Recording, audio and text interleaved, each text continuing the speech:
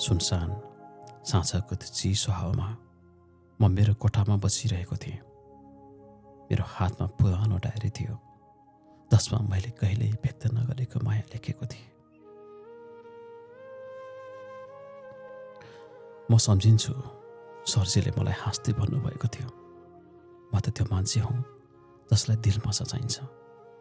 त्यो वाक्य मेरो मनमा गहिरो अङ्कित भएको थियो। अब आज उहाँ कसैको श्रीमान हुनुहुन्छ यो थाहा पाएर पनि मेरो मनले उहाँलाई छोड्नै मान्दैन। म जान्दछु उहाँको व्यवहार राम्रो होस् वा नराम्रो, म स्वीकार्छु।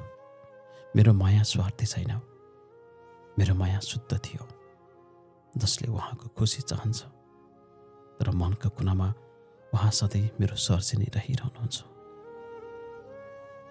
कहिलेकाहीँ मैले आफ्नो आँखामा आँसु देख्छु।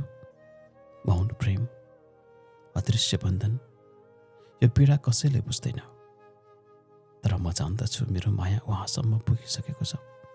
शब्दले होइन, मेरो हृदयको हरेक धड्कनले, मेरो सासले, मेरो मौनताले। आज पनि म उहाँको सम्झनामा मुस्कान खोज्छु र आँसुमा राहत पाउँछु।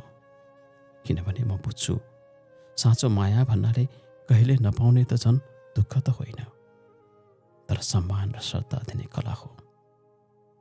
मेरो सरजी बिहे गरे पनि उहाँ मेरो मनमा सधैँ रहिरहनुहुन्छ।